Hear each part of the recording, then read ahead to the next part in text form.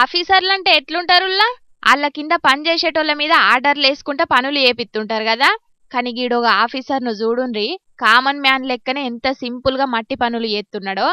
భద్రాద్రి కొత్తగూడెం జిల్లా బూర్గంపాడులున్న మైనార్టీ బల్లెకు పోయిన కలెక్టర్ జితేష్ వి పాటిల్ సారు 10వ తరగతిలో మంచి మార్కులొచ్చిన పిల్లగాండ్లకు శుభాకాంక్షలు చెప్పిండు.